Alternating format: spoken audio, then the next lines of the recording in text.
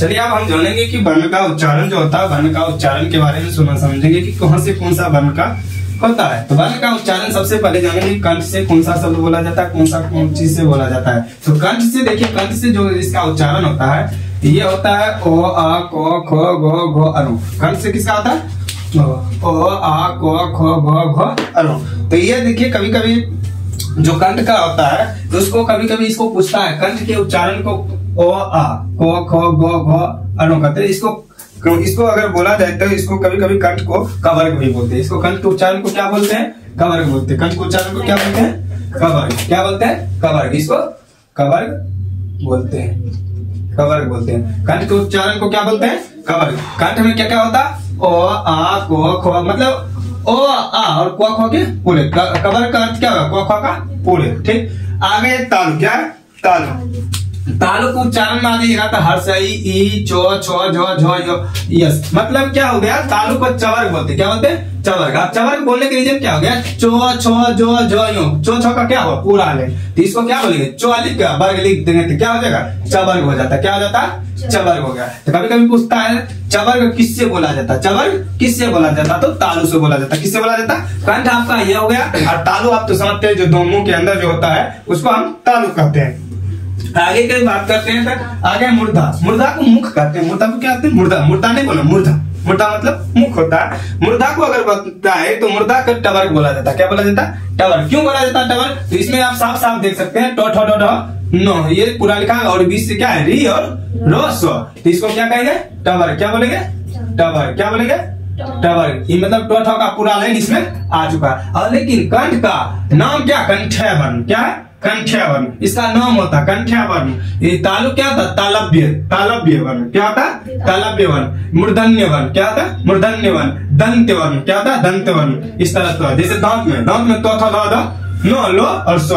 दंत जो होता है, दंत को क्या बोलते हैं, तवर्ग। क्योंकि दंत में क्या आएगा, तो आ गया, क्या आ गया, तवर्ग बोलेंगे। क्या बोलेंगे, तवर्ग। क्या बोलेंगे, तवर्ग। क्या बोलते हैं, तवर्ग बोलते हैं। ओष्ठ क्या है, ओष्ठ। ओष्ठ में क्या आ गया, तो देखिए ओष्ठ में आ गया आपका हर्षाऊ और क्या आ गया, प तो प है तो प आप वर्ग लगा देंगे, क्या हो जाएगा, पवर्ग। क्या हो जाएगा, पवर्ग। तो इसको क्या बोलेंगे, पवर्ग बोलेंगे। क्या बोलेंगे, पवर्ग। क्या बोलेंगे, पवर्ग बोलेंगे। अब यहाँ से नीचा जो होता है रियल में बस इतने मेन पॉइंट यही है, लेकिन ये दो तीन नीचे चार क्यों लिखे थे ये समझ लेते हैं। तो इसमें कुछ ऐसा शब्द है जो दो गो मतलब मुंह के जो मौखिक होता है उसके दो गो के ज्वाइंट से बोला जाता है। जैसे यहाँ पर ए किससे बोला जाता है, कंठ और तालु के मिल से ए। अगर कंठ का रोक देंगे या तालु से बोलेंगे कभी नहीं बुलाएगा, या तालु को रोक कर कंठ से बोलेंगे कभी ये नहीं बुलाता है। तो कंठ से, कंठ तालु से क्या बोला जाता है, ए और ए दोनों। कंठोष्ठ, कंठोष्ठ का होता है कंठ और ओठ। देखिए ओठ का अगर बंद कर दे ओ सही से बोल नहीं पाता लोग, तो कंठोष्ठ का क्या हुआ, कंठ और ओठ को मिलाकर क्या बोला जाता है, ओ और औ बोला जाता है। क्या बोला जाता है, ओ और औ बोला जाता है। दंतोष्ठ मतलब दंतोष्ठ करता है दांत और ओठ, दांत और ओठ। दांत और ओठ को मिलाइएगा ना तो आपको क्या बोला जाता है, उआ। क्या, उआ। देखिए दांत सकता है, दांत को सकता, उआ। सही से बोल नहीं पाइएगा, उआ बोलिएगा तो दांत का क्या होता है, संपर्क और ओठ का संपर्क होता है। नसिका का अर्थ होता है वो शरीर के अंदर मुंह में वो नसिका है, समझे यहाँ पर, तो उससे क्या बोला जाए, अरुण। देखिए अरुण जो नसिका, ये नसिका है, इससे बोले अरुण। यो देखिए यो टगर की नो नो इस सब क्या बोला जाए, तो इस सब को क्या बोलते हैं, देखिए कंठ तालु को बोलते हैं, क्या बोलते हैं इसको, कंठ तालव्य। कंठ तालव्य वर्ण बोलते हैं। कंठोष्ठ का कंठोष्ठ बोलते हैं और दंतोष्ठ क्या होते हैं, दंतोष्ठ बोलते हैं।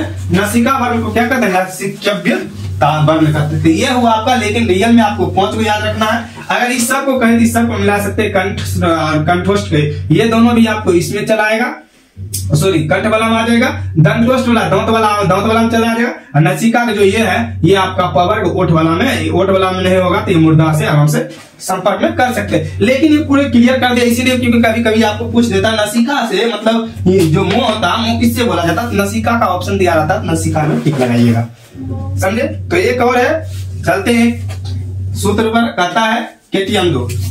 क्या है, KTM 2।